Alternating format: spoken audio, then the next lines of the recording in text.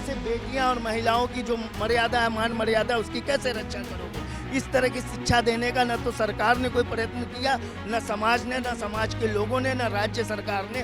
तो इसमें सब दोषी हैं। सरकार कभी एकजुट होकर के, एक साथ मिल करके, कभी बैठ करके इस पर कोई राय मशवरा नहीं करती कि इसको दूर कैसे किया जाए। दूसरे तौर पे कि आप देखेंगे कि जहाँ तक बलात्कार की बात है, अभी आप बलात्कार की बातों को करो, जगह जगह 2012 दिसंबर की बात है, दिल्ली के अंदर निर्भया कांड हुआ था, जो इतना भयंकर कांड था जिससे देश और समाज की जनता आक्रोशित हो चुकी थी। 2012 से ये 12 साल बीत गए। हमारे देश की सरकारों ने, हमारे राज्य सरकारों ने सुप्रीम कोर्ट द्वारा दी गई गाइडलाइनों का पालन नहीं किया। उन अपराध की प्रवृत्तियों को ख़त्म करने, कम करने की इन्होंने कोई कोशिश नहीं की। 2012 निर्भया कांड के बाद से अब तक हजारों ऐसे कांड हो चुके हैं। अभी 2 दिन पहले मेरठ की बात है, एक 2 साल की बच्ची को उठा करके उसके साथ रेप कर दिया जाता है, उसके साथ हत्या कर दी जाती है। अभी आपके उत्तराखंड के बस स्टैंड की बात है, देहरादून की, वहाँ बस में एक नाबालिग के साथ बस ड्राइवरों द्वारा कुकर्म किया जाता है।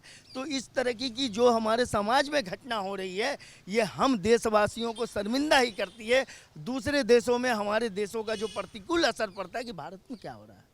जिस भारत में कन्या पूजन होता है, जिस भारत में बच्चियों के पैर धुलाए जाते हैं, जिस भारत के अंदर कल अब ये रक्षाबंधन का त्यौहार बीता है कि बेटियों से राखी बंधवाई जाती है कि हम तुम्हारी रक्षा करेंगे, उन्हीं बेटियों के साथ इस भारत में इस तरीके का अपराध हो रहा है।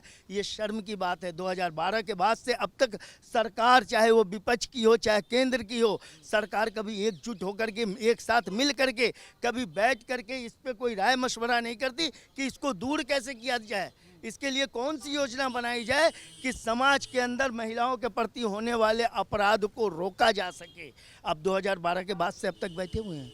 आपने देखा कहीं किसी गली मोहल्ले, कहीं स्कूल, कहीं कॉलेज, कहीं कोई नुक्कड़ सभा करके कोई राजनीतिक दल महिलाओं के प्रति अपराध होने वाले अपराध के प्रति वहाँ के लोगों को सचेत करता हुआ नजर आया, कहीं शिक्षा देता हुआ नजर आया।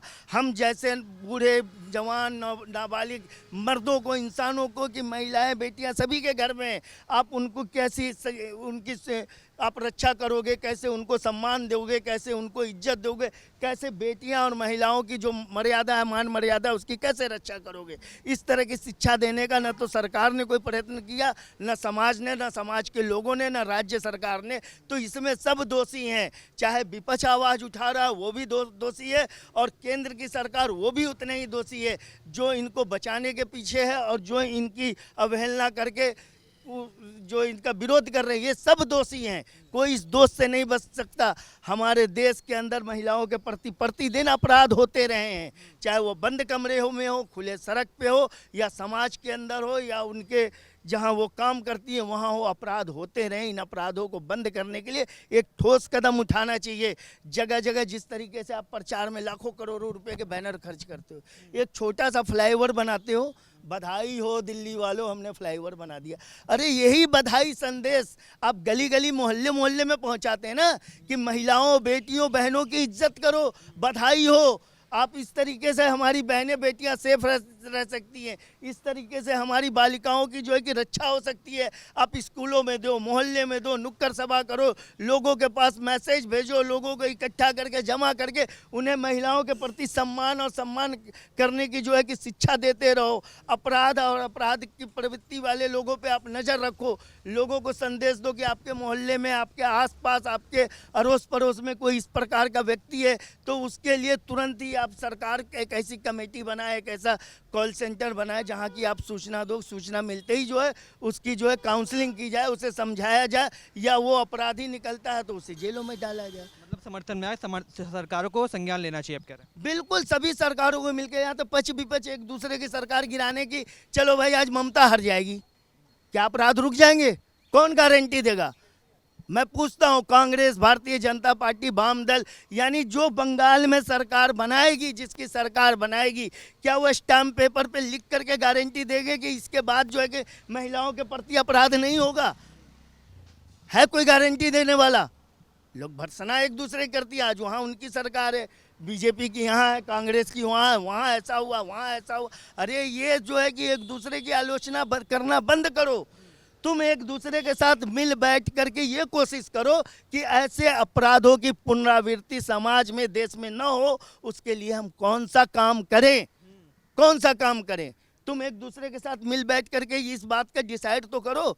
लोगों के बीच जाओ, जिस तरह आप वोट लेने के लिए प्रचार करते हो ना, फलाने को वोट दो, आज ये पार्टी है, वो पार्टी है, हर जगह गली गली मोहल्ले मोहल्ले जाते हो ना, गली गली मोहल्ले मोहल्ले जा करके आप नुक्कड़ सभाएं करो कि महिलाओं को कैसे हम सम्मान दें, बेटियों को कैसे सम्मान दें, तब हमारी बेटियां बचेगी। आए दिन हमारी बेटियां, हमारी बहनों के साथ ऐसा होता रहेगा। आज हमारी, कल तुम्हारी, कल इसकी बारी। आप बचोगे नहीं, कोई नहीं बचेगा। एक न एक दिन इस समाज को सोचना ही पड़ेगा कि आखिर हम कहाँ जा रहे हैं, किस प्रवृत्ति में हम जी रहे हैं। क्या हम मानव नहीं है, हम जानवर हैं? हमें समझना पड़ेगा कि हम इंसान हैं, हमें इंसानों की तरह बर्ताव करना है।